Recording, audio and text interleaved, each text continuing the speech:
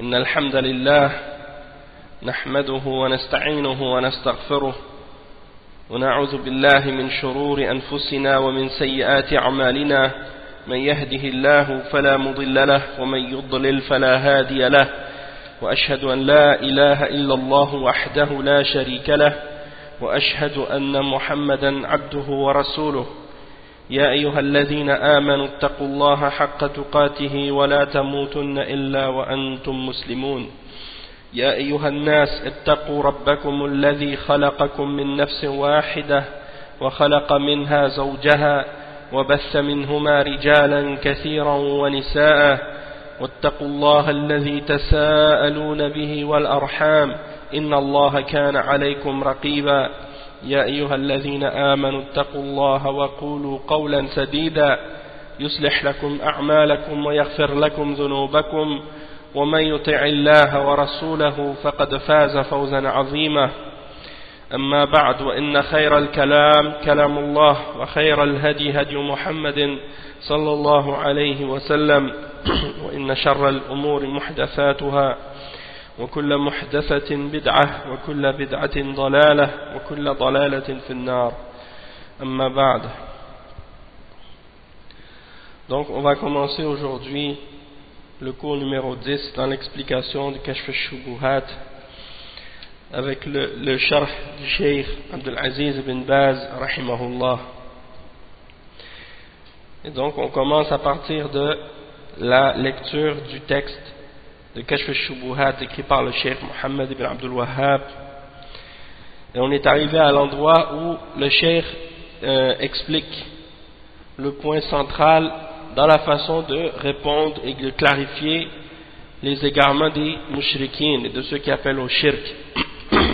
Donc le Cheikh il dit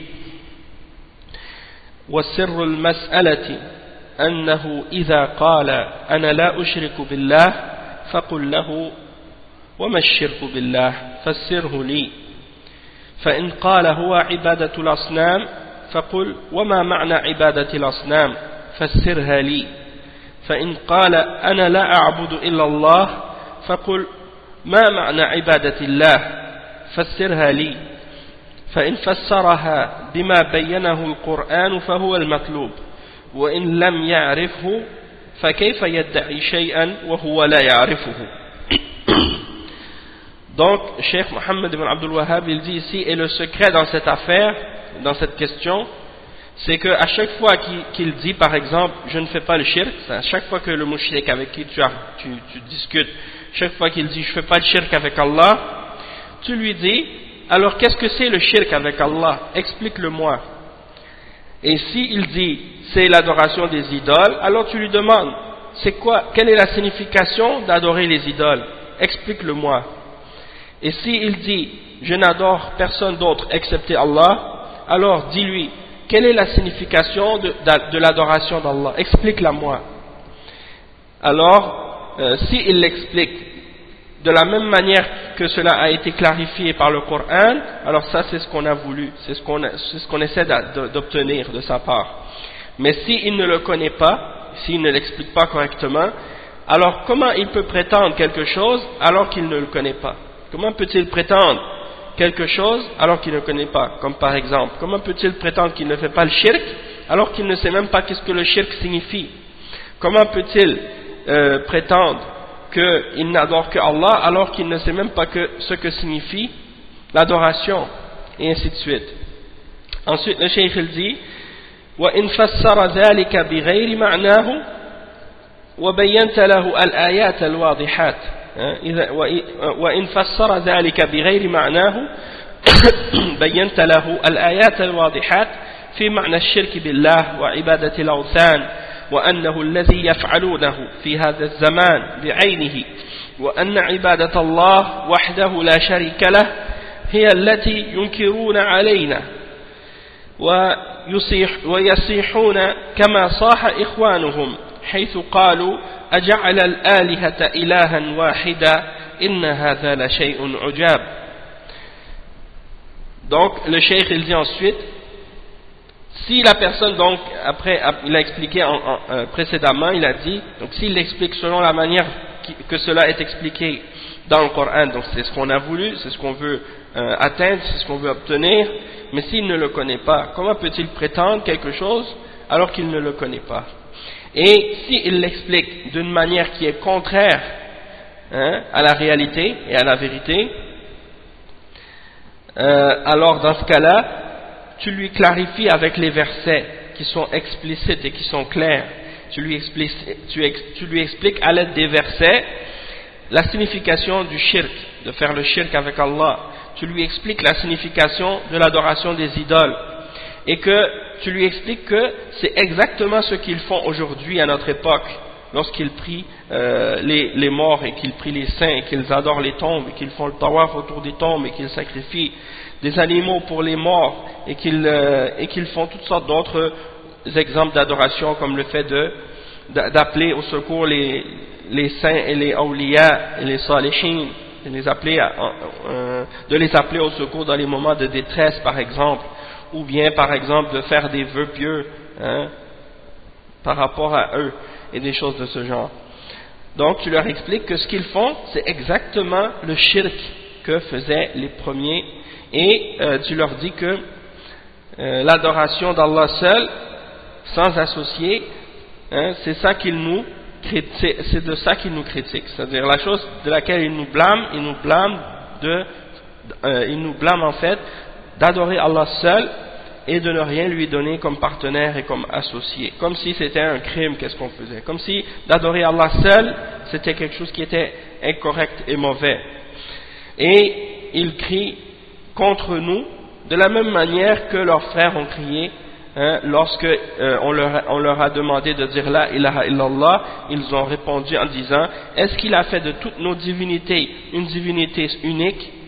Cela est certes une chose étrange. Et ça c'est le verset 5 dans Surat Sad.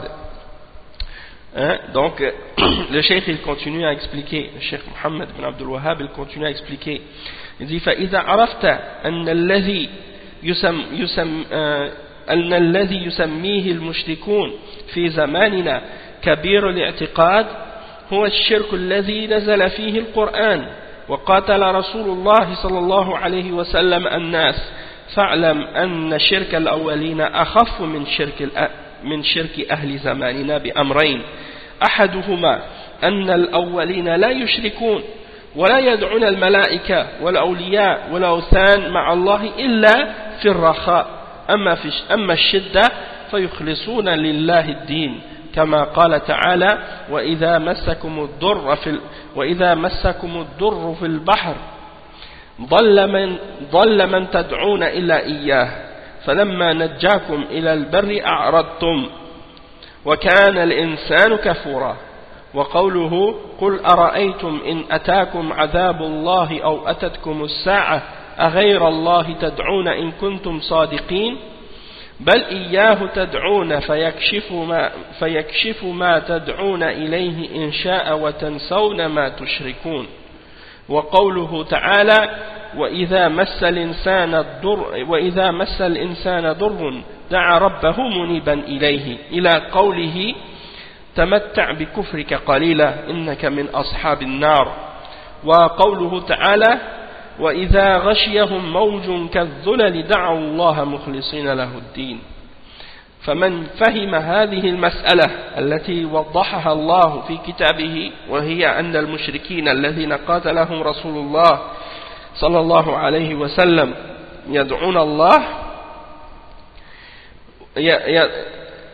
الله ويدعون غيره في الرخاء، أما في الضراء والشدة فلا يدعون إلا الله وحده لا شريك له وينسون ساداتهم، تبين له الفرق بين شرك أهل زماننا وشرك الأولين. ولكن أين من يفهم قلبه هذه المسألة فهما راسخا والله المستعان. Donc le cheikh explique ensuite, il dit que si tu as su qu'est-ce qu'on vient d'expliquer et que tu as su que ce que les mouchriquins à notre époque appellent la grande croyance, c'est en réalité le shirk avec lequel le Coran a été révélé, c'est-à-dire la dénonciation du shirk que le Coran a donné, hein, pour eux la croyance c'est quoi? C'est en réalité la même croyance que la croyance des mouchriquins, c'est-à-dire la croyance de Abu Jahl et de Abu Lahab. C'est-à-dire que pour les gens de notre époque, hein, comme on l'a expliqué dans les cours précédents, pour eux la aqidah c'est quoi? C'est tawhid al-rububiyyah. Pour eux la aqidah c'est quoi? C'est tawhid al-rububiyyah.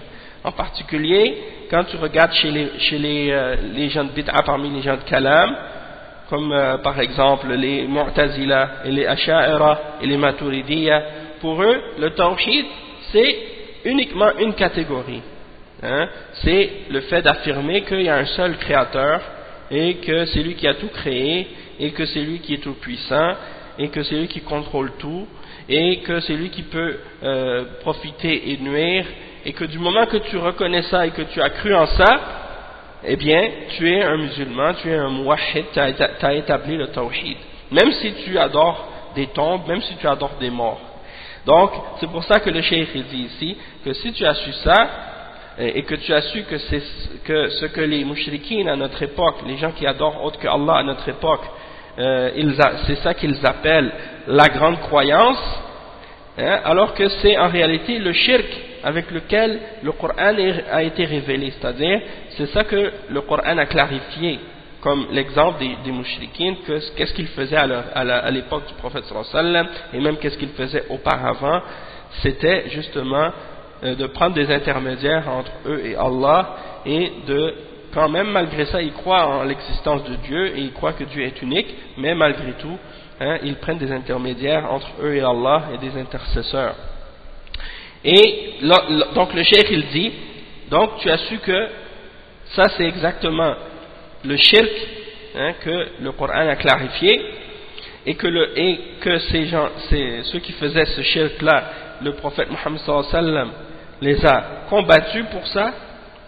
Alors sache que le shirk des premiers mouchriquines, ceux qui le faisaient à l'époque du prophète sallallahu alayhi wa sallam et avant, eh bien leur shirk était moins grave que le shirk des mouchriquines à notre époque qui adorent les morts et les saints. Et la raison pour laquelle le shirk d'avant était moins grave que le shirk d'aujourd'hui, c'est pour deux exemples. La première exemple, le shirk il dit, c'est parce que les premiers mouchriquines, ils ne faisaient pas c'est-à-dire ils adoraient autre que Allah subhanahu wa ta'ala, comme ils priaient les anges, ils priaient les awliya, hein, ils priaient les anges, ils priaient les awliya, ils priaient les idoles avec Allah, mais ils le faisaient uniquement dans les moments d'aisance, hein, quand ils étaient en sécurité. Quand ils étaient en sécurité chez eux, dans leur maison, quand tout était correct, hein, là ils faisaient le shirk. Mais quand ils avaient des moments de difficulté ou de détresse ou de danger, ils adoraient Allah seul. Ils abandonnaient leurs idoles et ils retournaient à Dieu, hein, ils retournaient à Allah subhanahu wa ta'ala. Et le cheikh à ce sujet-là, il mentionne plusieurs versets pour prouver ce point-là dans le Coran. Donc il mentionne premièrement le verset 67 dans Surat Al-Isra, dans lequel Allah subhanahu wa ta'ala clarifie ce point-là. Et il mentionne justement, il dit, et quand le mal vous touche en mer, ceux que vous invoquiez en dehors de lui se perdent. Puis quand il vous sauve et vous ramène à terre, c'est-à-dire sur la terre ferme, vous vous détournez, l'homme reste très ingrat. Donc ça veut dire quand ils sont dans la mer et qu'ils ont un mal qui les touche dans la mer, là ils oublient toutes les idoles qu'ils adoraient, ils adorent Allah seul. Puis quand Allah subhanahu wa ta'ala les a sauvés et les a ramenés sur la terre ferme, ils se détournent d'Allah subhanahu wa ta'ala et ils retournent à l'idolâtrie. Hein? L'homme reste très ingrat. Et il mentionne également un autre verset à ce sujet-là dans Surat Al-An'am. Hein? Dans Surat Al-An'am, dans lequel Allah subhanahu wa ta'ala il dit, c'est le verset 40 et 41, hein? Dans Surat Al-An'am, qui a la même signification à peu près que la signification du verset précédent qu'on a mentionné. Ça dit, dis, ô Muhammad, informez-moi si le châtiment, donc il s'adresse aux mushrikines, dit, Allah subhanahu wa ta'ala dit au prophète, dit au Muhammad, à ces mushrikoun, informez-moi si le châtiment d'Allah vous vient ou que vous vient l'heure, c'est-à-dire l'heure du jugement, ferez-vous appel à autre que Allah si vous êtes véridique? C'est plutôt à lui que vous ferez appel, puis il dissipera s'il veut l'objet de votre appel et vous oublierez ce que vous lui associez. Donc ça c'est l'exemple comment les mushrikoun étaient à l'époque. Hein? Quand ils avaient des difficultés, quand ils avaient un besoin, ils adoraient Allah seul. Puis quand Allah subhanahu wa ta'ala les délivrait de ce pourquoi ils appelaient et de ce pourquoi ils invoquaient, eh bien voilà qu'ils oubliaient Allah subhanahu wa ta'ala et qu'ils retournaient à leur shirk. Et également le verset dans Surat Az-Zumar, le verset 8 dans Surat Az-Zumar, وَإِذَا مَسَّ الْإِنسَانَ ضُرٌّ, lorsqu'un mal touche à l'homme, il invoque son Seigneur en retournant repentant à lui. Quand un malheur touche l'homme, il appelle son Seigneur en se tournant vers lui. Puis quand il lui accorde un bienfait de sa part, il oublie la raison pour laquelle il faisait appel et il assigne des égaux à Allah afin d'égarer de son chemin. Dis, jouis de ta mécréance un court moment, tu fais partie des gens du feu. Donc ça c'est un autre exemple de l'attitude de ces gens-là, comment ils agissent avec Allah subhanahu wa ta'ala. Et un autre exemple aussi qui est mentionné, c'est le verset 32 dans Surat Luqman. Le verset 32 dans Surat Luqman, où Allah subhanahu wa ta'ala dit justement à ce sujet-là, وَإِذَا غَشِيَهُمْ مَوْجٌ كَالظُّلَلِ دَعَوُا اللَّهَ مُخْلِصِينَ لَهُ الدِّينَ. Donc quand ils sont recouverts par une vague qui est très grande, comme des ombres qui les recouvrent dans la mer, ils invoquent Allah, lui vouant un culte exclusif, c'est-à-dire ils adorent Allah subhanahu wa ta'ala et leur adoration est exclusivement à lui. Puis lorsqu'il les a sauvés en les ramenant vers la terre ferme, certains d'entre eux deviennent réticents, mais le seul grand maître mais seul le grand traître et le grand ingrat renient nos signes. Donc ça c'est l'attitude des gens de l'époque. Quand ils faisaient le shirk dans les moments de difficulté, dans les moments d'aisance. Et dans les moments de difficulté, ils oubliaient le shirk qu'ils faisaient et ils adoraient Allah seul. Donc le cheikh il dit, celui qui a compris ça, qui a compris cette question-là, que Allah subhanahu wa ta'ala a clarifié dans son livre, c'est-à-dire que les mushrikoun que le prophète sallallahu alayhi wa sallam a combattu invoquaient Allah, et ils l'invoquaient, ils invoquaient Allah et ils invoquaient d'autres que lui dans les moments d'aisance.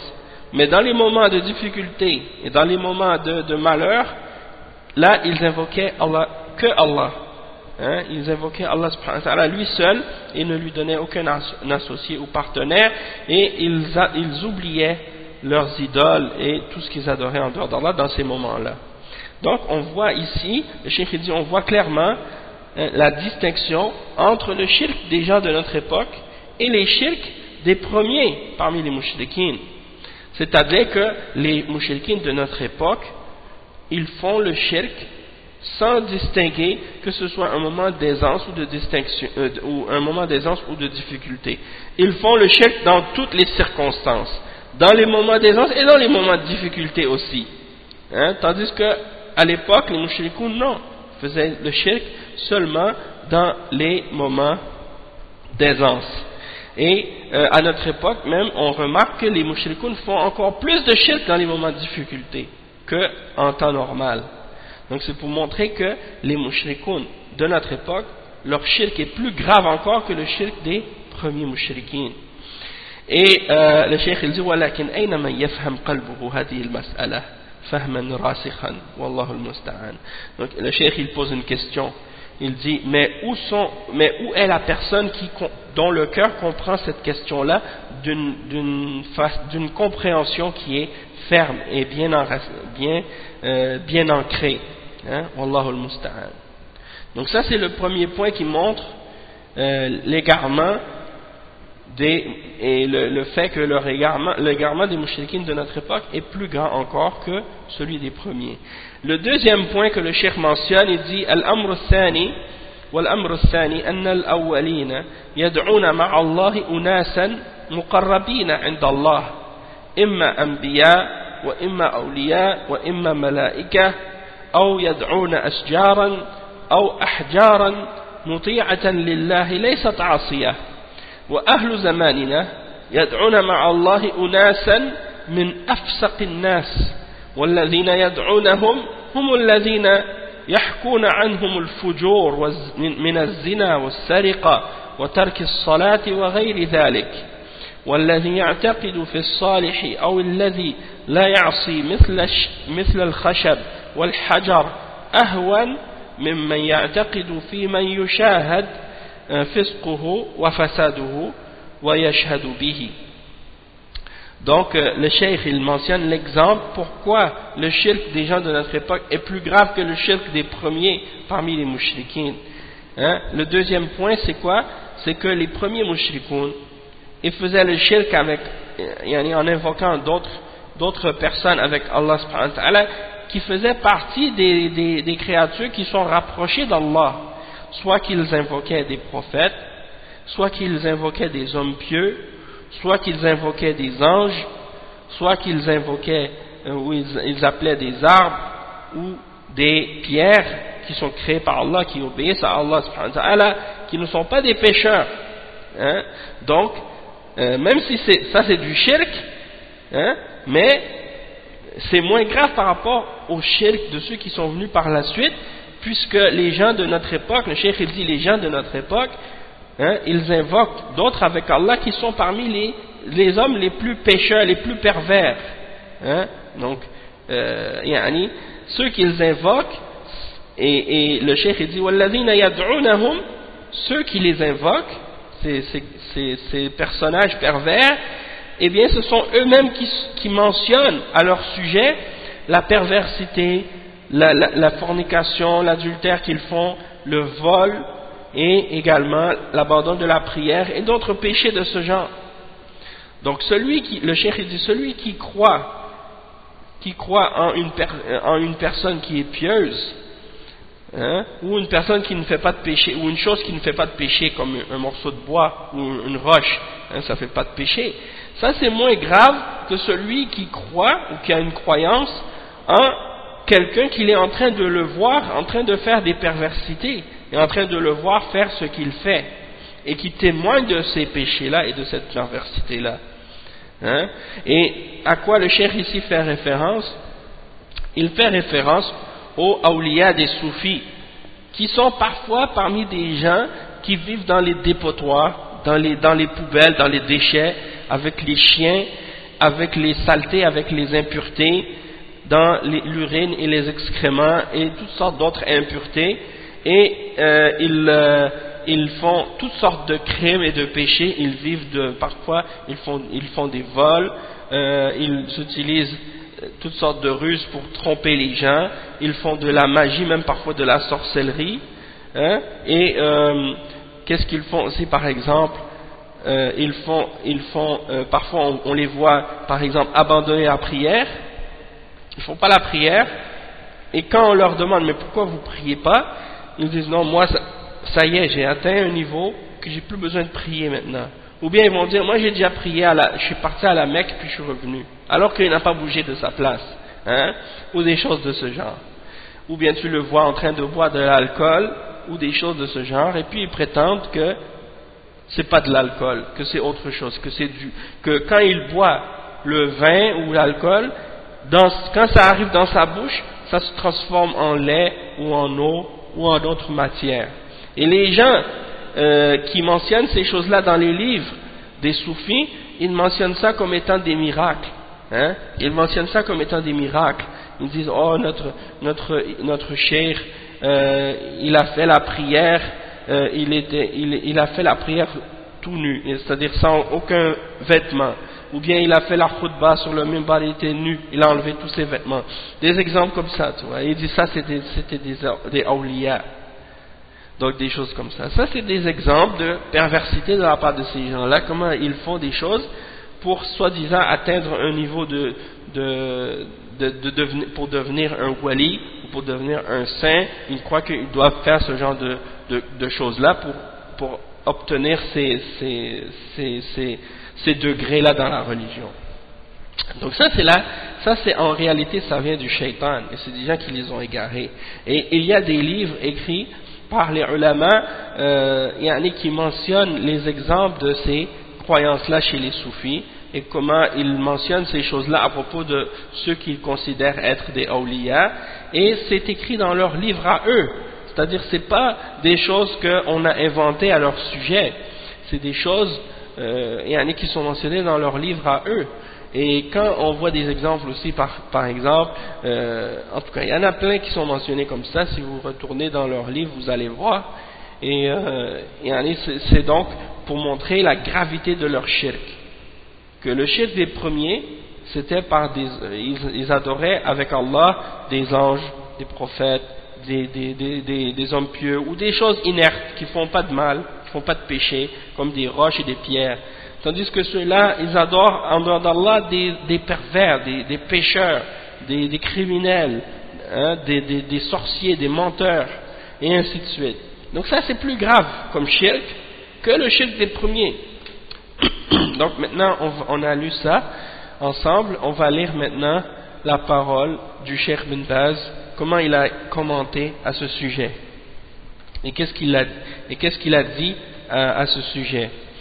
Le Cheikh Bin Baz il dit rahimahullah وفي هذا البيان من الشيخ محمد بن عبد الوهاب رحمه الله غاية الإيضاح لمن أراد هدايته في بيان حقيقة الشرك الذي عليه الأولون والذي عليه الآخرون، فإن الأولين شركهم واضح في حال الرخاء، يعبدون الأنبياء والصالحين والأشجار والأحجار والملائكة، فإذا جاءت الشدائد أخلصوا، وهذا حالهم كما بين الله عنهم جل وعلا، كما قال تعالى فإذا ركبوا في الفلك دعوا الله مخلصين له الدين فلما نجاهم إلى البر إذا هم يشركون، وقال تعالى وإذا غشيهم موج كالذلل دعوا الله مخلصين له الدين فلما نجاهم إلى البر فمنهم مقتصد وما يجحد بآياتنا إلا كل ختار كفور. وقال تعالى وإذا مسكم الضر في البحر ضل من تدعون إلا إياه فلما نجاكم إلى البر أعرضتم وكان الإنسان كفورا، فهذه حالهم في الشدائد، يخلصون لله العبادة، فإذا اضطرت الأمواج وحلت بهم الكروب أخلصوا لله، فإذا جاءت الساعة وجاء الأمن أشركوا بالله. أما المتأخرون فشركهم دائم في الرخاء والشدة، بل يشتد شركهم عند الشدائد ويلهجون بيا عبد القادر يا شيخ أحمد البدوي عند الشدائد عند اضطراب الأمواج عكس ما عليه المشركون الأولون، هؤلاء عند الشدائد يشتد شركهم أيضا فهؤلاء المتأخرون أيضا. Donc le cheikh explique, il dit, ça c'est une explication de la part du cheikh Mohammed ibn Abdul Wahhab rahimahullah, qui est en fait à la limite de la clarté, tellement que c'est bien expliqué. Pour celui pour qui Allah a voulu la guidance, et qui clarifie et qui explique la réalité du shirk que faisaient les premiers parmi les mushrikines, et également ce que font les derniers d'entre les mushrikines aujourd'hui, et ceux qui vont venir, et ceux qui sont présents de nos jours, et à l'époque du cheikh et aujourd'hui également. Le cheikh il dit فإن الأولين شركهم واضح. Donc les premiers mushrikoun, leur shirk est clair lorsqu'ils sont dans des moments d'aisance.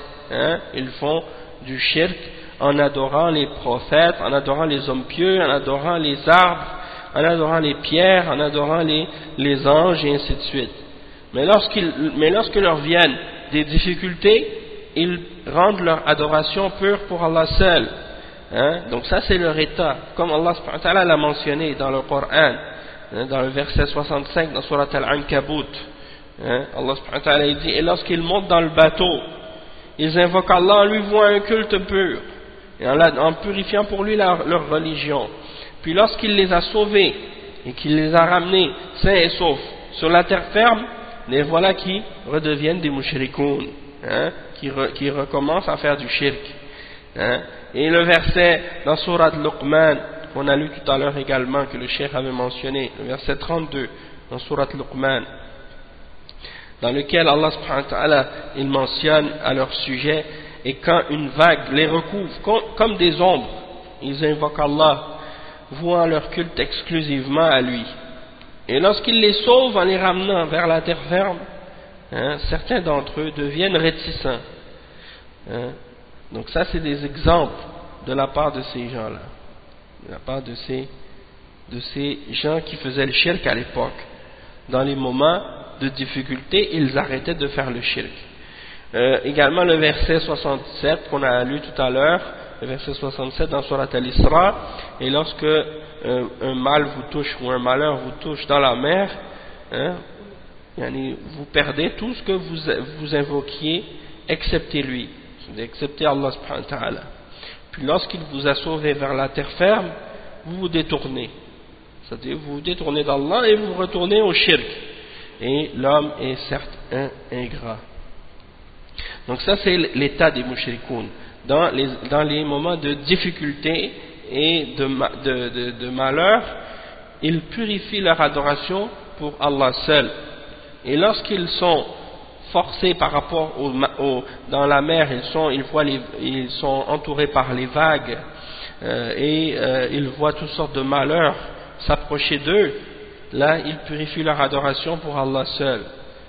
Mais lorsqu'ils sont dans des moments d'aisance, des moments de tranquillité et de sécurité, ils recommencent à faire le shirk avec Allah. Tandis que les mushrikoun qui sont venus par la suite, comme les mushrikoun de l'époque du cheikh ou les mushrikoun de notre époque aujourd'hui, même parmi certains qui se disent musulmans parmi eux, qui adorent des tombes et des morts, eh bien leur shirk c'est dans tous les moments, c'est permanent, c'est quelque chose qu'ils font dans les moments d'aisance et dans les moments de difficulté. Il n'y a pas de différence pour eux dans ces choses-là. Même que, le cheikh il dit même qu'en réalité leur shirk dans les moments de difficulté devient plus grave encore et plus grand encore que dans les moments d'aisance. C'est comme s'ils font plus de shirk encore quand ils ont des difficultés. Et tu les entends crier les noms de Abdul Qadir, Ya Abdul Qadir, Ya Cheikh Ahmed al-Badawi, et selon la tariqa, selon la personne, ils vont appeler un cheikh différent. Et une fois j'avais lu un livre écrit par en fait c'est une biographie de Al-Hajj Omar Tal Al-Fouti, qui est un des musulmans disons un des Tijani, c'est un qui a propagé la tariqa Tijaniya dans la région du Fouta et dans la région de l'Afrique de l'Ouest. C'était un qui a fait la propagation de la tariqa Tijaniya. Donc lui, j'avais lu un livre sur sa biographie, et dans un endroit dans sa biographie, il mentionnait à son sujet que lorsqu'il est revenu de la Mecque, il est retourné, il est passé, je pense, vers le Nigeria, et il a vu une femme qui appelait Abdul Qadir dans les moments de détresse. Alors il lui a dit, cesse d'appeler Abdul Qadir et appelle Ahmed Tijani. Cesse d'appeler Abdul Qadir et appelle Ahmed Tijan à la place. Et puis dans l'histoire ça dit comme elle a appelé Ahmed Tijan par la suite. Donc c'est pour dire, il remplace un shirk par un autre shirk. Hein? Donc c'est pour ça, dans les livres d'histoire, il mentionne Al-Hajj Omar comme si c'était quelqu'un qui a propagé l'islam dans l'Afrique de l'Ouest. Alors que la réalité, c'est que lorsqu'il était en Arabie, lorsqu'il est allé faire le Hajj, il a donné une allégeance à un des élèves d'Ahmed Tijan qu'il allait aller propager la tariqa Tijaniya en Afrique. Et donc quand il est parti en Afrique de l'Ouest, qu'est-ce qu'il a fait? Il a combattu toutes les autres turuq soufiyya pour imposer la sienne. Donc en réalité, c'est pas l'islam qu'il voulait propager, mais plutôt la tariqa Tijaniya. Et donc qu'est-ce qu'ils font? Ils disent aux gens d'appeler Ahmed Tijan au lieu d'appeler les autres shuyukh, dans les moments de détresse. Et ils interdisent à quelqu'un qui entre dans leur tariqa d'appeler un autre cheikh ou de suivre un autre cheikh d'une autre tariqa, ou d'aller visiter la tombe d'un autre cheikh. Ils doivent uniquement visiter des shuyukh de la tariqa Tijaniya seulement. Donc ça c'est des exemples. Et ils pensent que toute personne qui est dans la tariqa Tijaniya, elle va rentrer au paradis, mais s'ils ne sont pas dans la tariqa Tijaniya, ils rentreront en enfer. Donc tout ça c'est des exemples d'égarement de la part de ces gens-là. Et donc ça c'est dans des moments de détresse, comme on a dit, ils font ça. Alors que les premiers mushrikoun ne faisaient pas de shirk dans les moments de détresse, ils faisaient juste dans les moments d'aisance. Donc ça c'est pour montrer comment le shirk aujourd'hui, des gens qui font le shirk parmi ces gens-là, est plus grave que les premiers, parmi les gens qui faisaient partie des mushrikines comme Abu Jahl et Abu Lahab et ainsi de suite. Ensuite, le Cheikh Bin Baz il dit فإن قالوا نحن لا نعبدهم لا نقول إنهم بنات الله المشركون الأولون أشركوا بأنهم قالوا إن الملائكة بنات الله إن الملائكة بنات الله ونحن لا نقول بنات الله وليس شركهم بدعائهم وإنما شركهم يعني بالبنات بقولهم إنهم بنات الله وإنهم ولد وإنهم ولد الله.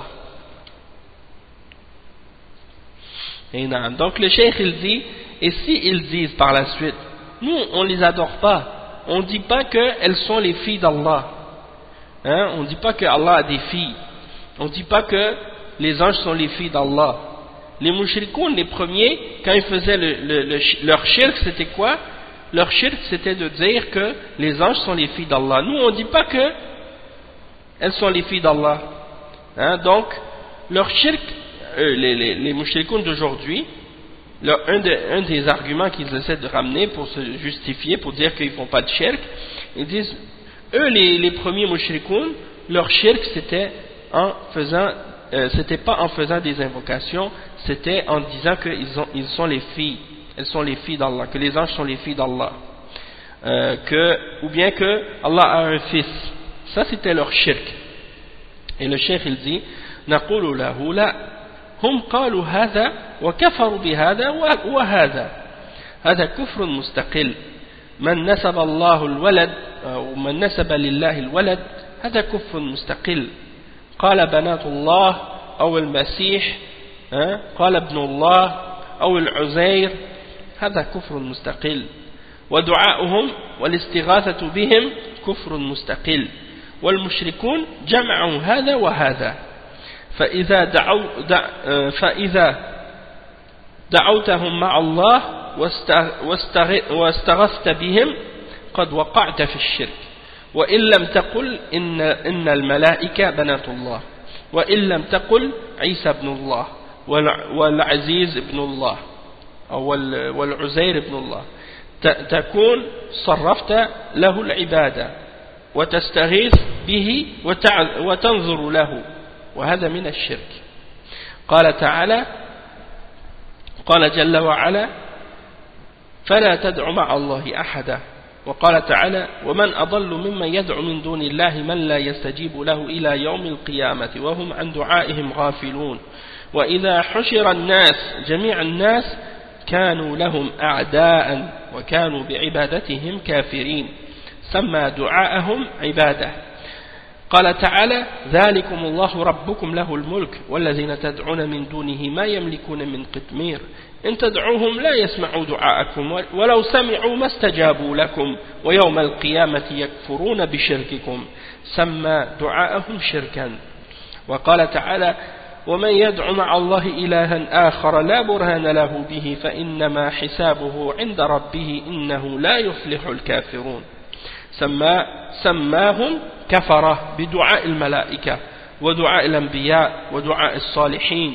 وإن لم يقولوا بنات وإنهم بنات الله.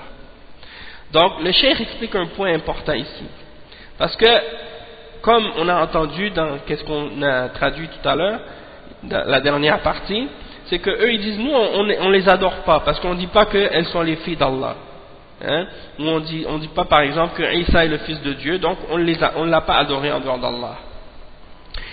Et donc ils essaient d'utiliser ça comme argument. Donc le cheikh il dit, on leur répond, on dit non.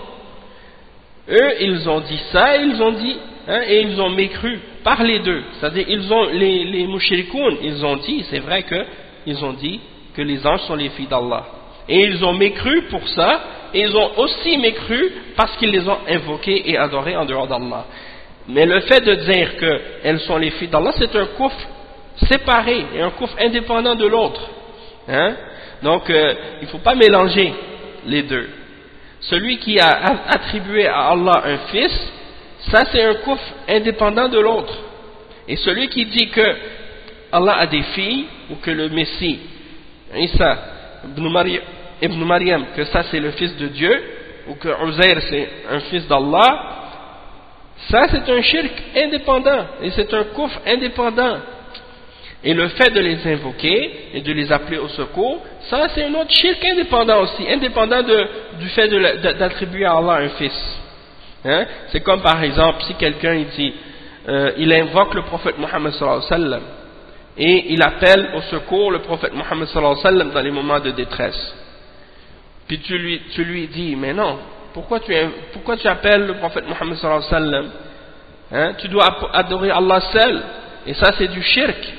Il dit, oui, mais je ne dis pas que le prophète Mohammed sallallahu alayhi wa sallam est le fils d'Allah, donc c'est pas du shirk. Tu lui dis, non, le fait de dire que c'est le fils d'Allah c'est un kufr indépendant et séparé, et le fait de l'invoquer en dehors d'Allah, ça c'est un autre kufr, un autre shirk indépendant du fait de dire que c'est un fils.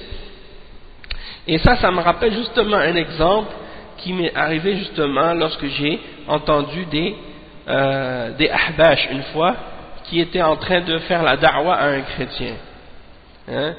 J'étais vraiment étonné parce que je me dis, subhanallah, regarde comment ces gens-là appellent ce chrétien-là à devenir musulman. Puis une fois qu'il est devenu musulman, ils lui disent que c'est correct d'invoquer d'autres que Allah. Il dit subhanallah. Donc tu es en train d'essayer de le faire sortir du christianisme pour le faire rentrer dans un autre shirk, dans un autre exemple d'égarement. Donc je leur ai demandé à ces ahbash, je leur ai dit, si ce chrétien-là, il devient musulman, il accepte l'islam, il dit la ilaha illallah, Muhammad Rasulullah, selon vous, est-ce que si il continue à demander l'aide de Isa et à demander l'aide de Maryam, est-ce qu'il va être quand même musulman? Ils ont dit oui, il va quand même être musulman. J'ai dit subhanallah.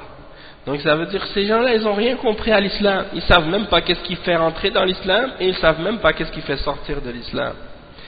Un autre exemple de ça, c'est quand j'ai entendu des gens qui suivent Farrakhan, Louis Farrakhan aux États-Unis, ceux qui se font appeler parfois les Black Muslims, Nation of Islam, nous on les appelle Nation of Kufr, parce qu'ils n'ont rien à voir avec l'islam. Donc parmi leurs croyances, c'est qu'ils croient que Elijah Muhammad, il croit que c'était un prophète envoyé aux Noirs américains, à Détroit, au Michigan, et que c'est un messager de Dieu. Donc ça c'est un kufr, séparé. Déjà de croire qu'il y a un prophète après le prophète Mohammed sallallahu alayhi wa sallam, ça c'est un kufr déjà clair.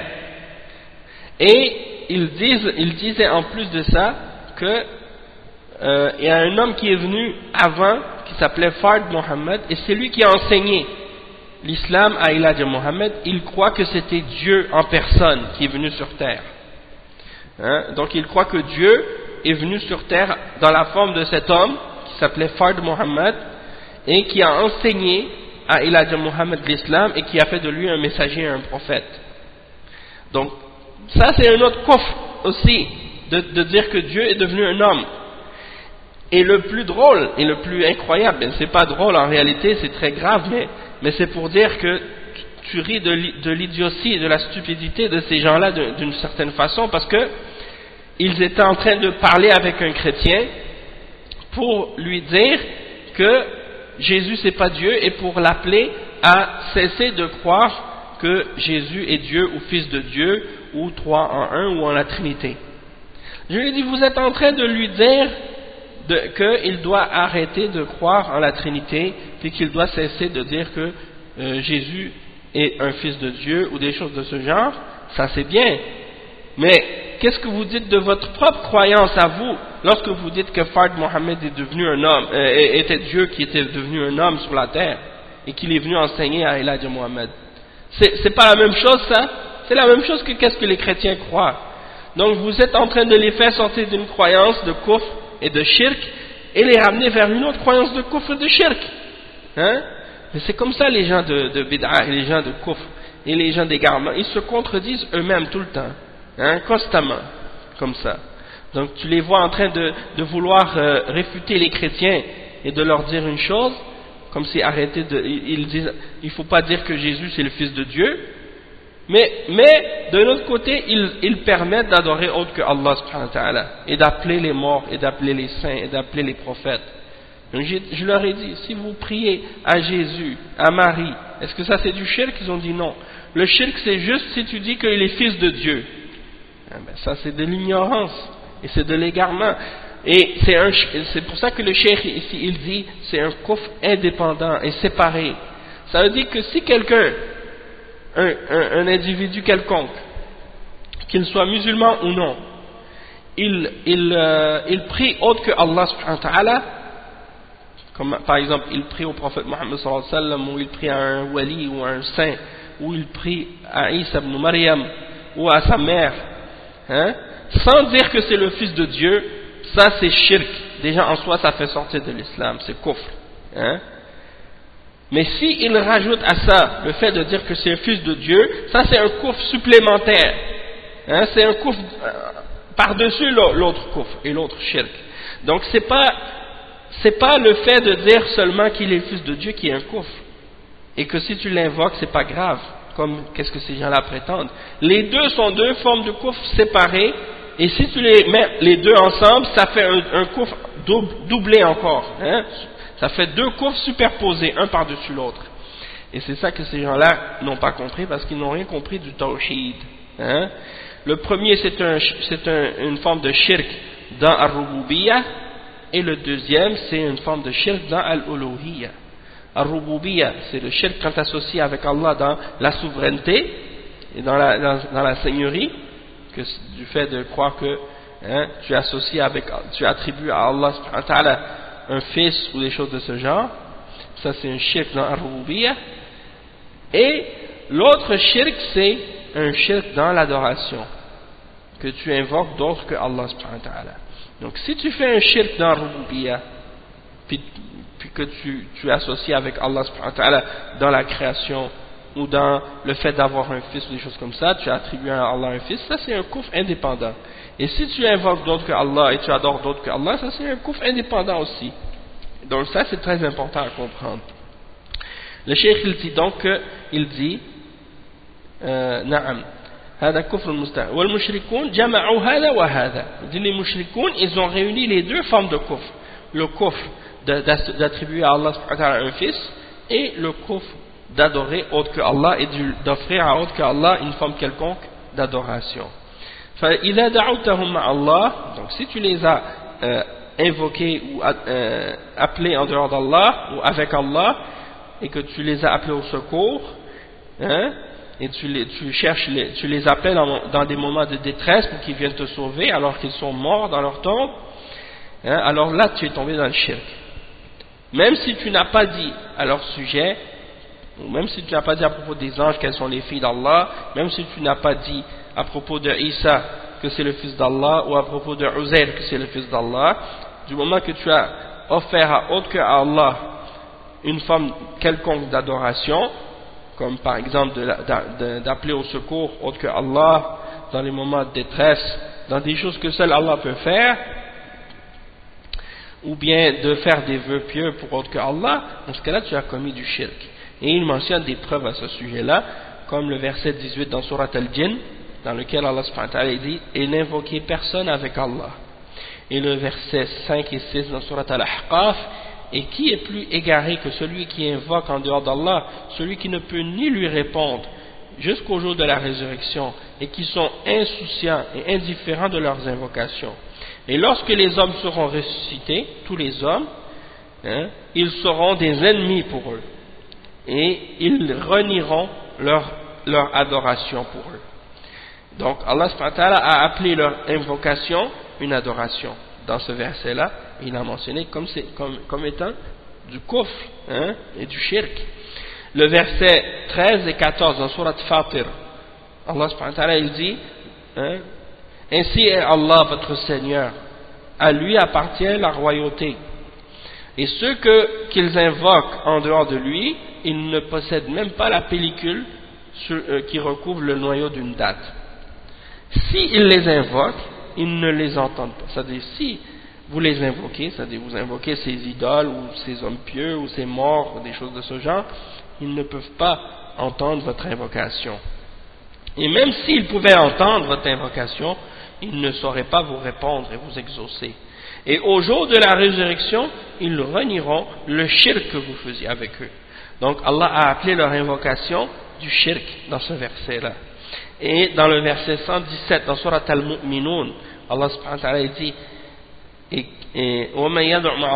quiconque invoque avec Allah une autre divinité au sujet de laquelle il n'y a aucune preuve, alors son jugement n'appartient qu'à Allah, hein, et certes il ne donne pas le succès aux mécréants, hein, et quand Allah dit et son jugement appartient à Allah, ça c'est une menace, c'est-à-dire que son châtiment est tellement grave et tellement grand que, hein, c'est pour nous dire son jugement appartient à Allah, parce que son jugement est très très grave et tellement grand, hein, tellement sérieux.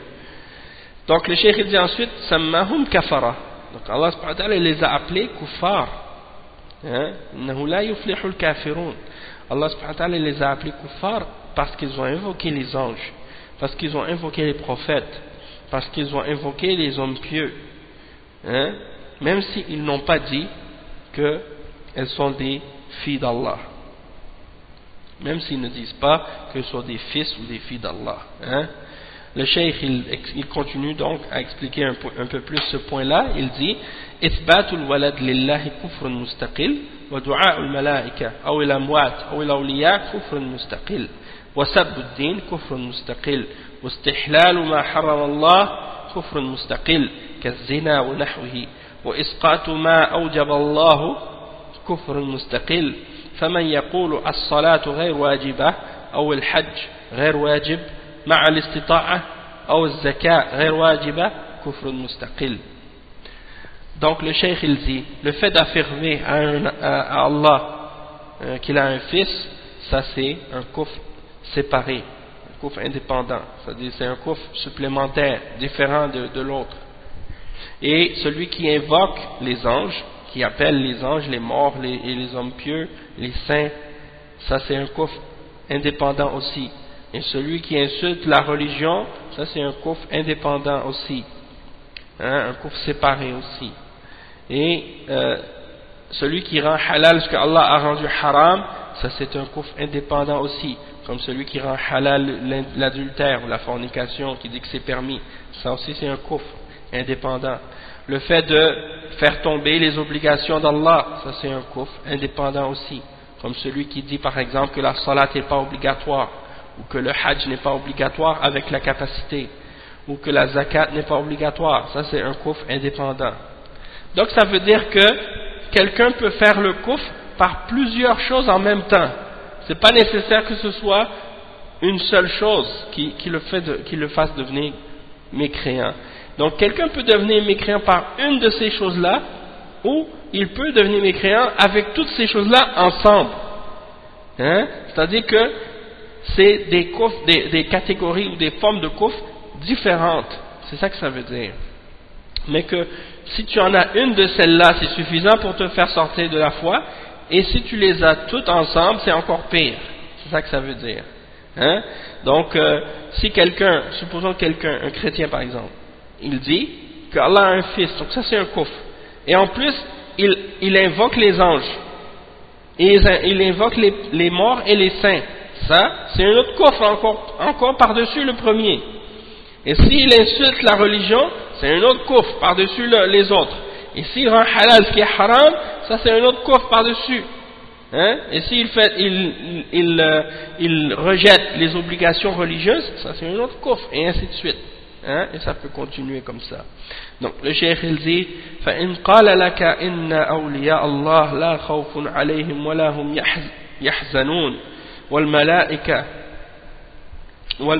والملائكة من أولياء الله والصحابة من أولياء الله واللات من أولياء الله فقل نعم أولياء الله لا خوف عليهم ولا هم يحزنون من أسباب أعمالهم الصالحة ولكن ليس معناه أنهم يدعون مع الله هم لا خوف عليهم ولا هم يحزنون لهم أعمالهم الصالحة ولكن ليس لك أن تدعوهم مع الله ليس لك أن تستغيث بهم ليس لك أن تسألهم قضاء الحاجات وتفريج الكروبات وتفريج الكروب أعمالهم لهم كرامات ولهم أعمال صالحة ولكن ليس لك أن تدعوهم وأن تشرك بهم بل الذي عليك أن تحبهم في الله وأن تتأسى بهم في الخير ولكن ليس لك أن تدعوهم من دون الله كما أنه ليس لك أن تدعو الأنبياء والصالحين لكونهم أولياء الله حق لكن هذا لا يوجب أن يدعوا مع الله كما أن الرسل والأنبياء حق ولكن يدعون مع الله لا يدعون مع الله ولا يستغاث بهم هذا يتضح بطلان هذه الشبه وأن المشركين في ضلال بعيد وفي عمى عن الحق كما قال جل وعلا صم بكم عمي وقال تعالى أم تحسب أن أكثرهم يسمعون أو يعقلون إنهم إلا كالأنعام بل هم أضل سبيلا وقال تعالى ختم الله على قلوبهم وعلى سمعهم وعلى أبصارهم غشاوة ضلوا عن الهدى ولم يفهموا الحق مع بيان الله وقال تعالى وما كان الله ليضل قوما بعد إذ هداهم حتى يبين لهم ما يتقون وأرسل الرسل تبشر وتنذر وأنزل الكتب تبشر وتنذر ولكنهم في صدود وإعراض وبعد عن كلام الله المنصوص والإقبال عليها وأخذ الفائدة منها والحق بل يغلب اتباع أهوائهم بل يغلب اتباع أهوائهم وتقليد أسلافهم نسأل الله العافية. Donc le cheikh il termine ensuite en disant un autre exemple des shubuhat, des mushrikoun de notre époque, et on a mentionné cette shubha déjà, mais c'est pour exemple, comme un exemple que le cheikh veut ramener. Il dit, et s'ils te disent par exemple, mais les awliya, c'est-à-dire les hommes pieux rapprochés d'Allah, les alliés d'Allah, ils n'ont nulle crainte, ils n'auront nulle crainte et ils ne seront pas attristés. Et les anges font partie des awliya d'Allah, et les sahaba font partie des awliya d'Allah, et Allat fait partie des awliya d'Allah, hein?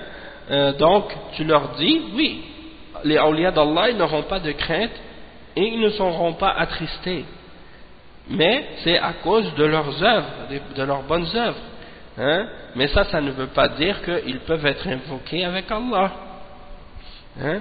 Eux, ils n'ont pas de crainte, ils ne seront pas attristés, et ils ont des bonnes œuvres qu'ils ont faites. Mais ça ne veut pas dire que toi, tu as le droit de les invoquer pour ça, avec Allah, hein? Donc tu ne dois pas les appeler au secours avec Allah. Tu ne dois pas leur demander de régler tes problèmes et de libérer de tes malheurs, hein? Ça, c'est leurs actions peuvent rien faire pour toi, hein? Leurs actions, c'est pour eux, hein? Si tu veux, le cheikh dit, eux, ils ont des miracles, c'est-à-dire des prodiges, ils font des prodiges, hein? Ils ont des bonnes œuvres qu'ils ont fait, mais ça ne te donne pas la permission de les invoquer et de faire le shirk avec eux, hein? Qu'est-ce qui est obligatoire pour toi de faire par rapport à eux? C'est de les aimer en Allah et de les prendre comme un exemple dans le bien, hein? Mais tu n'as pas le droit de les invoquer avec Allah, hein? De la même manière que tu n'as pas le droit d'invoquer les prophètes et les hommes pieux, parce que sous prétexte que ce sont des alliés d'Allah ou des hommes rapprochés d'Allah, des hommes véridiques, hein, ou qu'ils sont réellement rapprochés d'Allah. Le fait qu'ils soient rapprochés d'Allah, ça ne te permet pas de les invoquer avec Allah et de les prendre comme intermédiaires entre toi et Allah dans l'adoration, hein? Donc ça c'est quelque chose qui vient clarifier la fausseté des shubuhat des mushrikines et qui vient montrer à quel point ils sont dans l'égarement lointain et comment ils sont aveuglés de la vérité. Et Allah subhanahu wa ta'ala parle de ça, et il mentionne à leur sujet qu'ils sont sourds, muets et aveugles dans le verset 18 dans Surat Al-Baqarah, et il dit dans le verset 44 dans Surat Al-Furqan, est-ce que tu penses que la plupart d'entre eux écoutent, hein, ou réfléchissent? Ils ne sont que comme des bêtes, même qu'ils sont plus égarés du chemin encore. Et le verset 7 dans Surat Al-Baqarah, dans lequel Allah subhanahu wa ta'ala dit, Allah a scellé leur cœur et leurs ouïes, et il a mis un voile sur leurs yeux. Donc ils se sont égarés de la guidance, hein, et ils ne comprennent pas la vérité, alors que Allah subhanahu wa ta'ala l'a clarifié clairement. Et le verset 115 dans Surat Tawbah, dans lequel Allah subhanahu wa ta'ala dit, Allah subhanahu wa ta'ala ne va pas égarer, Allah ne va pas, Allah subhanahu wa ta'ala ne va pas égarer un peuple après les avoir guidés jusqu'à ce qu'il leur ait clarifié ce qu'ils doivent craindre. Et il dit donc qu'Allah a envoyé les messagers comme annonciateurs de bonnes nouvelles et comme avertisseurs, et il a fait descendre les livres pour annoncer une bonne nouvelle et pour avertir, hein, contre le châtiment. Mais ces gens-là se détournent de la vérité et du message d'Allah, et ils s'éloignent de la parole d'Allah subhanahu wa ta'ala, hein, et des textes de la révélation, et ils refusent donc de se tourner vers qu'est-ce que Allah subhanahu wa ta'ala a révélé, et ils refusent de prendre les points bénéfiques et la vérité qui sont mentionnés dans ce qu'il a révélé. Et ces gens-là se laissent prendre par leur passion et par également les traditions de leurs ancêtres qui sont contraires à la vérité également. Nasallallahu al-afiyah. Donc ça c'est la fin donc de l'explication du Cheikh Ibn Baz par rapport à ce point-là. Qu'est-ce qu'on va faire maintenant? Inch'Allah, on va lire ensemble les questions. On va lire ensemble les questions et réponses du cours, de ce cours qui ont été posés au Cheikh. La première question, الرافضة هل الاختلاف معهم في الفروع؟ الجواب الاختلاف في العقيدة، يعتقدون في أهل البيت، يدعونهم مع الله، يستغيثون بهم، ينظرون لهم، مثل ما يفعل المشركون الآخرون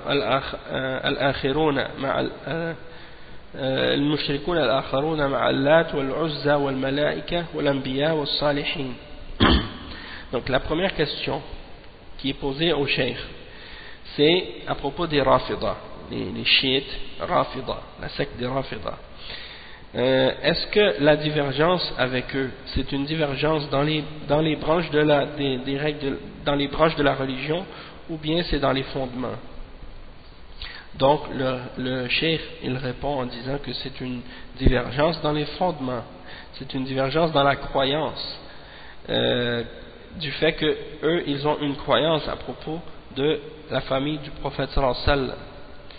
Ils croient, par exemple, à propos des descendants de Ali radiyallahu anhu, qu'ils ont des pouvoirs divins et qu'ils ont des caractéristiques divines, comme par exemple ils pensent qu'ils connaissent l'invisible et qu'ils contrôlent les atomes du monde, et ainsi de suite. Donc ils ont une croyance à propos de leurs 12 imams, qui sont les 12 descendants de Ali radiyallahu anhu. Donc ça c'est un exemple de croyance à propos de ces êtres humains-là, qui est semblable à la croyance des chrétiens vis-à-vis de Jésus, Isa ibn Maryam. Et en plus, ils les adorent en dehors d'Allah. Donc ils les prennent comme des êtres qui méritent l'adoration. Ils les invoquent en dehors d'Allah, ils les appellent au secours en dehors d'Allah quand ils ont des malheurs. Ils font des vœux pieux pour eux à leur tombe, et ils aiment élever les tombeaux et même construire des mosquées sur les tombes. Et en réalité, ce sont eux qui ont commencé cette innovation dans la Ummah. Ce sont eux qui ont commencé cette bid'a dans la Ummah, de construire des mosquées et des mausolées et des dômes sur les tombes des hommes pieux. Ça, c'est eux qui ont commencé ça. Et puis après, les soufis, ils ont pris ça, ils l'ont ramené un peu partout dans le monde musulman par la suite. Donc ça, c'est ça, c'est leur exemple de shirk qu'ils font. Et ils font donc, le cheikh dit, ils font exactement la même chose que les autres mushrikoun faisaient. Qu'est-ce qu'ils faisaient avec leurs idoles, Al-Lat et Al-Uzza, et avec les anges et les prophètes et les hommes pieux. Le cheikh, il dit ensuite, السؤال ما حكم هذا الشخص الذي يقول هذا الكلام؟ الجواب يبين له إنه جاهل بعقيدتهم، ويوضح له ما هي عقيدتهم الغلو في آل البيت، الغلو في علي على الأخص، والحسن والحسين وفاطمة وبنات النبي صلى الله عليه وسلم، لا سيما الحسن والحسين وعلي، ويزعمون أنهم ينفعون من استغاث بهم ويخلصونه وينجونه من عذاب الله، وأن الله جعل لهم كرامة. وبعضهم يعتقد أن عليا هو النبي، وأن جبريل خان الرسالة، ويسمونهم المخونة.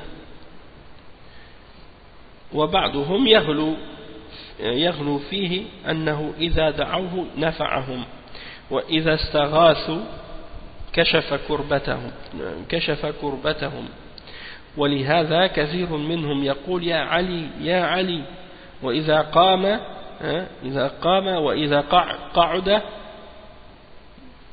يا حسين يا حسين يا فاطمة، مثل ما نقول يا الله يا الله. Subhanallah. Donc le cheikh, il dit, la question ensuite qui a été posée, quel est le verdict au sujet de la personne qui dit cette parole, c'est-à-dire la personne qui dit que la divergence qu'on a avec les Rafida, c'est seulement dans les branches, certaines règles ou certaines pratiques de la religion, c'est pas dans les fondements. Qu'est-ce qu'on dit à propos de cette personne? Le cheikh, il dit, on lui clarifie à cette personne qu'elle est ignorante de leur croyance, et on leur clarifie quelle est leur croyance. Leur croyance, c'est l'exagération au sujet de la famille du prophète sallallahu alayhi wa sallam, et l'exagération à propos de Ali en particulier radiyallahu anhu, et aussi à propos de Al-Hassan ou Al-Hussein et de Fatima et les filles du prophète sallallahu alayhi wa sallam, et en particulier Al-Hassan ou Al-Hussein et Ali. Et ils pensent qu'ils peuvent profiter, ceux qui les appellent au secours dans les moments de détresse, et ils pensent qu'ils peuvent venir les sauver, et qu'ils peuvent même les sauver du châtiment d'Allah, et que Allah leur a donné des prodiges ou des choses comme ça. Et vous voyez que parmi les gens qui ont cette idée-là, parmi les gens qui pensent cette idée-là que la personne mentionne dans cette question, c'est-à-dire que de dire que les Rafidah, ils ont seulement des divergences dans les branches de la pratique religieuse, mais pas dans les fondements. Il y a par exemple Yusuf al-Qardawi qui dit ça, et avant lui il y avait aussi Mohammed al-Ghazali, celui qui est mort dernièrement là, dans ce siècle, et qui fait partie aussi des Ikhwan. Et il y a le fondateur de la secte des frères musulmans, Ikhwan al-Muslimoun, qui lui aussi avait cette idée, Hassan al-Banna, qui fait partie de ceux qui disaient à propos des Rafidah qu'ils ont juste des divergences dans certaines pratiques religieuses, que c'est un madhab différent, mais que dans les fondements on est tous d'accord, on est tous ensemble. Et ça c'est des mensonges de la part de ces gens-là. Et en même temps, la raison pour laquelle ils considèrent qu'il n'y a pas de divergence dans les fondements, c'est parce que eux ils font la même chose que les Rafidah. C'est-à-dire que les Rafidah, eux, ils exagèrent à propos de Ali radiallahu anhu et de Al-Hassan ou Al-Hussein ou Ahlul Bayt, et ils les adorent en dehors d'Allah, tandis que eux, ces gens-là qui sont des soufis, comme Hassan al-Banna et d'autres, eux, ils exagèrent à propos de leur shuyukh soufis et de leurs saints. Ils vont à leur tombe et ils les appellent en dehors d'Allah, et ils font l'exagération avec le prophète sallallahu alayhi wa sallam, ils font plein d'actes de shirk, et ils ont plein de croyances de shirk, et ils ne condamnent pas le shirk que font les soufis et les autres parmi les gens d'égarement dans la Ummah. Donc c'est normal que par la suite ils vont dire à propos des Rafidah qu'ils n'ont pas de divergence dans les fondements, puisque eux-mêmes ils ont les mêmes fondements que les Rafidah par rapport à leurs bid'a et leurs égarements eux aussi.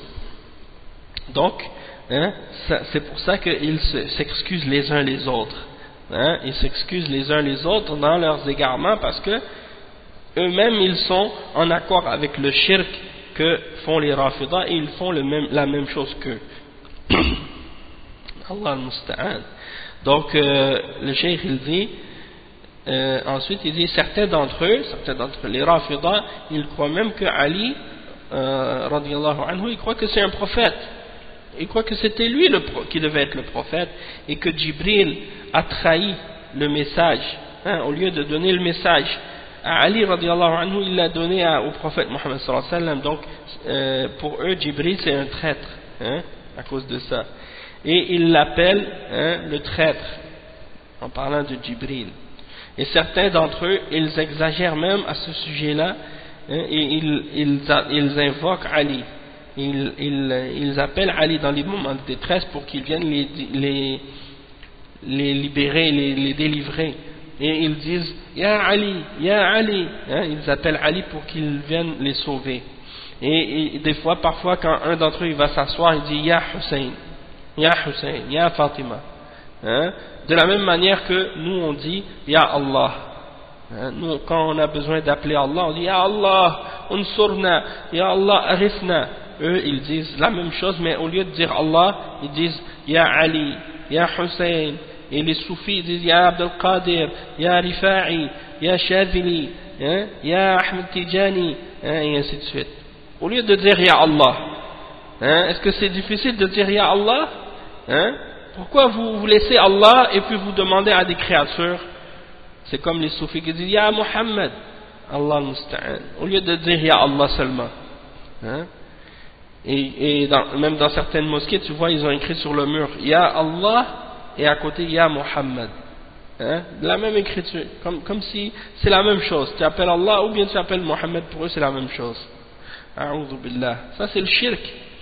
Donc le cheikh dit ensuite توجد بعض الكتب في الأسواق والمكتبات تقرر أن مذهب السلف هو تفويض المعاني والكيفية. الجواب لا، تفويض الكيفية فقط. والذي يقول تفويض المعاني غلط. مذهب السلف تفويض الكيفية. نعرف معنى الرحمن، نعرف معنى الرحيم، نعرف معنى السميع، نعرف معنى البصير، نعرف معنى العزيز الحكيم، نعرف، ولكن الكيفية لا نعلمها. كيف رحمته، كيف استوى، كيف علمه، لا نعرف الكيفية. هؤلاء يسمون المفوضة وهو مذهب باطل. Donc le cheikh il dit que on lui a posé la question, il y a certains livres dans les marchés, dans les librairies qui affirment que la croyance des salafs c'était le tafwid, et que c'était le tafwid de la signification des attributs et du comment des attributs aussi, les deux ensemble. Donc le cheikh il répond, il dit non, le tafwid du comment seulement, c'est seulement le madhab des salafs, c'est de faire le tafwid du comment, mais pas de la signification, parce que le tafwid de la signification c'est une erreur, hein? La voie des salafs c'est de faire le tafwid du comment, parce qu'on connaît la signification de Ar-Rahman, qu'est-ce que ça veut dire, on sait qu'est-ce que ça veut dire Ar-Rahim, on sait qu'est-ce que ça veut dire As-Sami', on sait qu'est-ce que ça veut dire Al-Basir, on sait qu'est-ce que veut dire Al-Aziz Al-Hakim, mais le comment on ne sait pas. On ne sait pas comment est la miséricorde d'Allah, comment il s'est élevé au-dessus du trône, comment est sa science, hein? On ne connaît pas le comment. Donc ceux qui disent que le tafwid des salafs c'est de nier la signification, ça c'est ce qu'on appelle al-mufawwida, hein? Et ça c'est une croyance qui est totalement fausse. Pourtant tu vois aujourd'hui les gens de bid'a comme les Asha'ira, hein, les Maturidiyya, hein, ils font le tafwid. Et même tu vois par exemple dans les livres des Ikhwan, comme Hassan al-Banna, il a écrit un livre qui s'appelle Al-Aqa'id, et dedans il attribue le tafwid au salaf. Il attribue le tafwid au salaf. Et il prétend que le tafwid des salaf c'était de nier la signification des attributs. Et ça c'est totalement faux, et c'est un mensonge contre les salafs, hein, puisqu'ils connaissaient la signification. Qu'est-ce qu'ils niaient? C'est le comment, hein, des attributs. Comme l'imam Malik, rahimahullah, comment il l'a dit, al-istiwa'u ma'loum, wal-kayfu majhoul, wal-imanu bihi wajib, wal-su'alu anhu bid'ah. Donc l'imam Malik, il a dit cette parole célèbre, hein, donc il a dit l'istiwa, le fait qu'Allah est élevé au-dessus du trône, ça c'est quelque chose qui est connu dans la langue arabe, on sait sa signification, et le comment est inconnu, c'est ça qu'on ignore, on ignore le comment. Wal imanu bihi wajib, et c'est obligatoire d'y croire, wa su'alu anhu bid'ah, et de poser ce genre de questions à propos des attributs, du comment, ça c'est une innovation. Donc c'est ça la voie des salafs, c'est d'affirmer les attributs telles qu'elles sont, et d'admettre et de reconnaître leur signification, mais de nier le comment. C'est-à-dire, pas de nier le comment dans le sens que il n'y a pas de comment. De nier le comment, c'est-à-dire de nier la connaissance du comment. C'est-à-dire que nous, on ne peut pas connaître le comment des attributs d'Allah. C'est seulement Allah qui connaît comment sont ses attributs. Hein? Et il ne nous l'a pas révélé.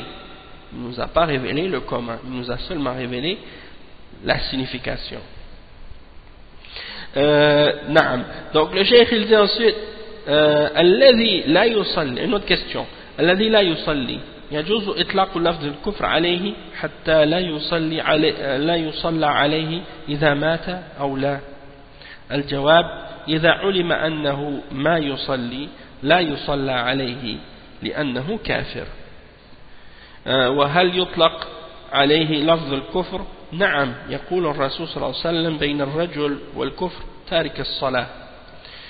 Donc ils ont posé la question au cheikh à propos de la personne qui prie pas, c'est-à-dire la personne qui prie jamais, et le fait de dire d'elle qu'elle est dans le coffre. Est-ce que on doit faire la prière sur elle si elle meurt ou non? Le cheikh il dit, si on sait de la personne qu'elle ne fait pas la salat, on ne prie pas sur elle et il est kafir. Et la question ensuite, est-ce que on applique sur lui le mot kufr ou le terme du kufr?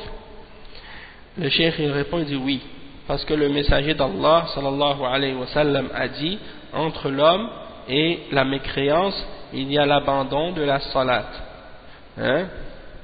donc ça c'est la position de Cheikh Bin Baz et de tous les ulama de l'Arabie Saoudite en général à propos de cette question là, et c'est une position parmi les positions des salafs à ce sujet, c'est-à-dire que l'imam Ahmed avait aussi cette position là et d'autres aussi parmi les salafs. Le cheikh il dit une autre question, عوام الشيعة والمتصوفة وغيرهم هل يطلق عليهم لفظ الكفر؟ الجواب يتبعونهم إذا كانوا يعتقدون مثل عقيدتهم مثل كفار قريش. Donc on a posé la question au cheikh à propos du commun d'entre les Rafidah et les Shia et les Soufiyas. Est-ce qu'on applique sur eux le terme du kufr? Le cheikh il répond, il dit ils les suivent s'ils croient en la même chose que eux, s'ils ont la même croyance qu'eux, comme les kuffar de Quraysh. Et ensuite la question, إذا كان يدافع عن الروافض جهلا بمذهبهم وإذا بينت له يقول أنت متعصب ولا يريد أن يسمع. الجواب قال الشيخ جهل إما جهلا وإما تعصبا والغالب التعصب. Donc ici la personne a posé la question, ici la personne défend les Rafidah par ignorance de leur croyance ou de leur religion, et si on leur explique ça, il dit toi tu es un fanatique, ou bien il veut pas entendre. Le cheikh il dit soit qu'il dit ça par ignorance ou parce que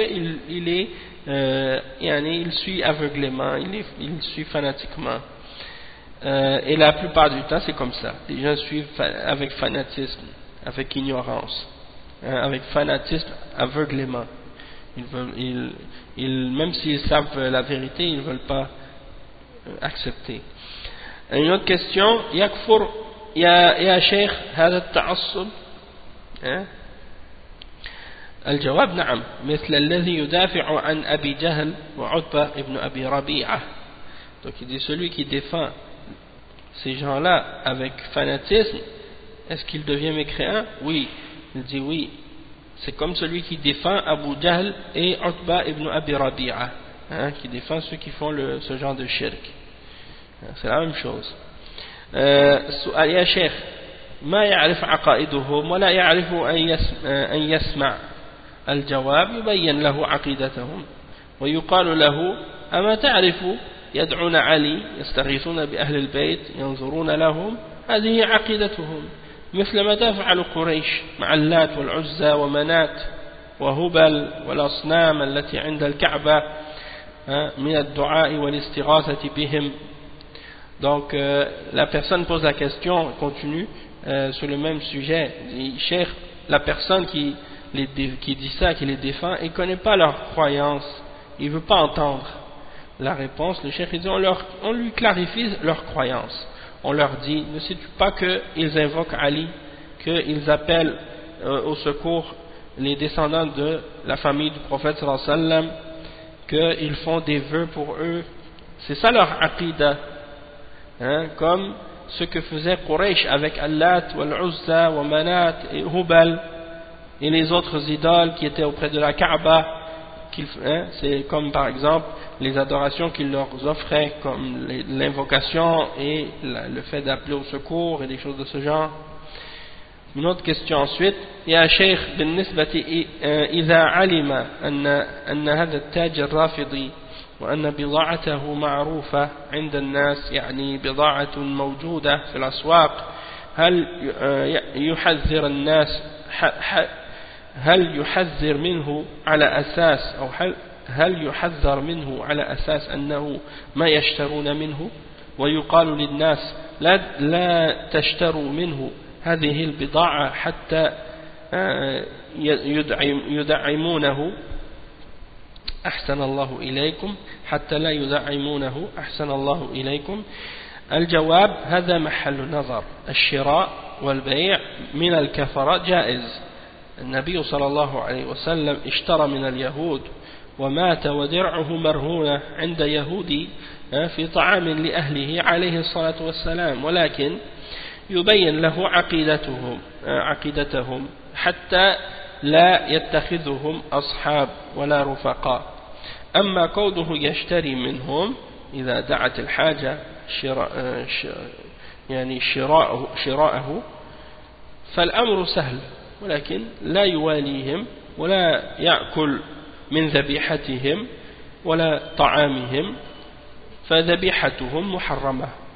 Donc le cheikh il explique que, parce qu'on lui a posé la question au cheikh en ce qui concerne un commerçant qui est rafidi, il fait partie des rafidas, lorsqu'on sait que c'est un rafidi et que ses marchandises sont connues dans le marché, les gens connaissent sa marchandise dans les marchés, est-ce qu'on a le droit d'avertir les gens en disant par exemple lui c'est un rafidi, achetez pas de lui, pour pas l'aider ou l'encourager dans sa vente? Le cheikh il répond, il dit il faut méditer là-dessus, parce que la vente et l'achat d'acheter et de vendre des kuffars c'est permis. Le prophète sallallahu alayhi wa sallam a acheté des juifs, et quand il est mort sallallahu alayhi wa sallam, son armure était laissée en gage chez un juif pour de la nourriture qu'il avait achetée pour sa famille alayhi salatu wassalam. Donc c'est permis de vendre et d'acheter de la part des kuffars, et toutefois tu clarifies leur croyance et que tu ne dois pas les prendre comme compagnons et comme amis. Mais sur la question d'acheter d'acheter d'eux, si tu as besoin d'acheter d'eux, ça c'est une chose qui est facile, c'est-à-dire il n'y a pas de problème avec ça, mais tu ne dois pas les prendre pour alliés et manger de la viande qu'ils ont égorgée ni de leur nourriture, parce que la viande qu'ils égorgent elle est haram. La viande que les Shia Rafida ont égorgée elle est haram, et on voit ça beaucoup chez les musulmans ignorants qui vont acheter la viande chez les Shia Rafida, et il y en a même parmi les femmes musulmanes qui se marient avec des Rafidi, ou des hommes qui se marient, des hommes sunnis qui se marient avec des Rafidiyya. Ça c'est pas permis aussi, ensuite il y a une autre question qui a été posée. يا شيخ يمكن أن يشتري من غيرهم؟ الجواب الشيخ قال أولى، ولكن المقصود الحذر من المغالاة والمحبة أو التساهل معهم أو تمرير أعمالهم والتساهل فيها، ويبين للناس كفرهم وضلالهم، وأن هذه من أعمالهم، يسبون الصديق، يسبون عمر، يسبون الصحابة، يستغيثون بأهل البيت، يستغيثون بعلي، هذا الشرك الأكبر. سب الصحابة شرك مستقل معناه تخوينهم وأنهم ليسوا أهلا ليرووا عنهم. Donc l'autre question qu'ils ont posée au cheikh, est-ce que c'est permis non, ils ont dit au cheikh, c'est possible qu'ils achètent d'autres que lui, parce que le cheikh il a répondu que c'est permis d'acheter et de vendre d'un kafir ou d'un rafidi. Donc les autres, les élèves ils ont posé la question, cheikh, il peut acheter de quelqu'un d'autre, pas besoin d'acheter de lui. Et le cheikh il répond, il dit oui, c'est mieux s'il achète de quelqu'un d'autre, c'est mieux. Mais qu'est-ce qu'on veut faire, qu'il faut faire attention, c'est de tomber dans l'exagération, ou dans l'amour, ou dans la négligence et le laxisme avec eux. Donc il ne faut pas être dans l'exagération, il ne faut pas non plus être dans le laxisme, et de prendre les choses à la légère. Donc il faut expliquer aux gens leur kufr et leur égarement, et que ça c'est leurs actions, que eux ils insultent Abu Bakr as-Siddiq, ils insultent Omar ibn Khattab, ils insultent les Sahaba, et ils appellent au secours la famille du prophète sallallahu alayhi wa sallam, ils appellent au secours et dans les moments de détresse Ali radiallahu anhu, alors qu'il est mort et enterré. Et ça c'est du shirk akbar, c'est du shirk majeur. Et de même que le fait d'insulter les sahaba, ça c'est du shirk, c'est un shirk séparé.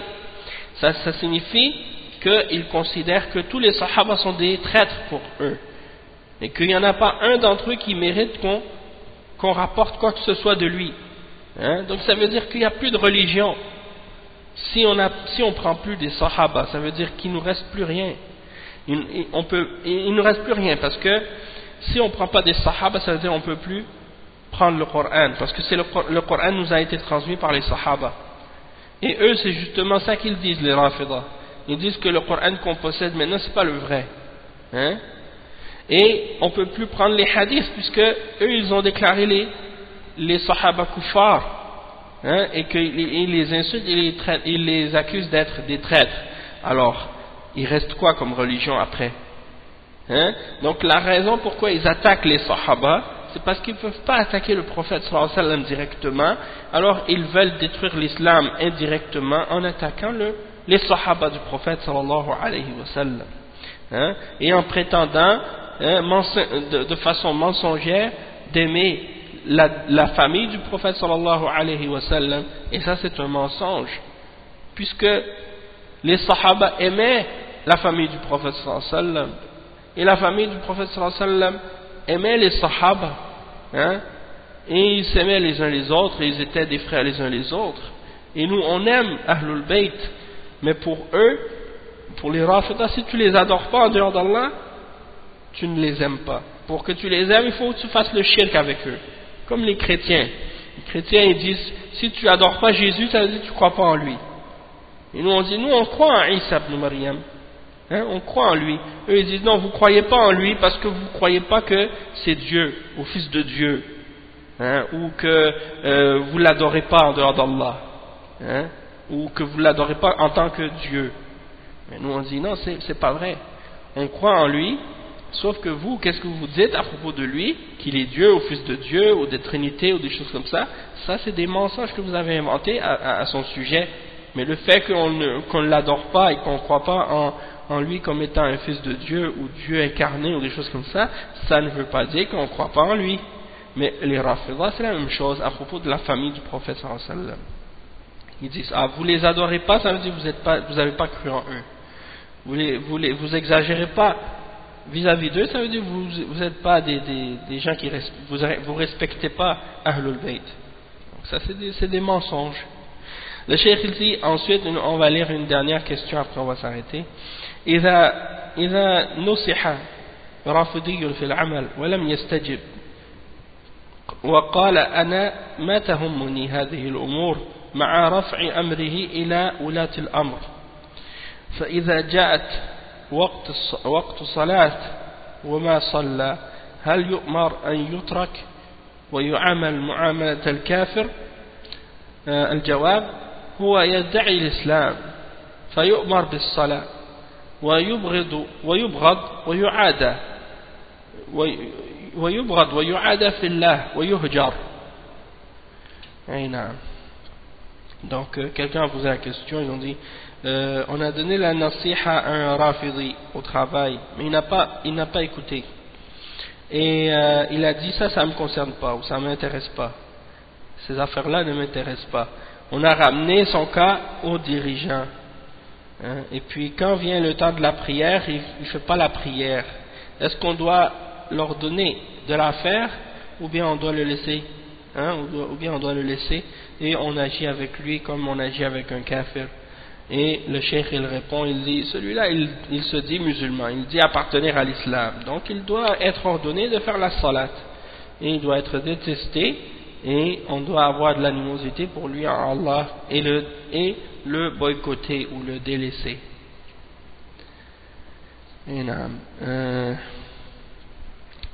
السؤال يا شيخ الصلاة ما يناصح عليها؟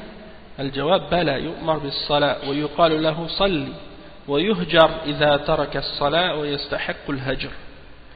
Donc le cheikh il dit la question au cheikh, on lui donne pas la nasiha pour la salat, et il a répondu, il a dit oui, il doit être ordonné de faire la salat. On lui dit fais la salat, et on doit le délaisser s'il abandonne la salat, on doit le boycotter. Ensuite une autre question qui est plus rapide, plus courte.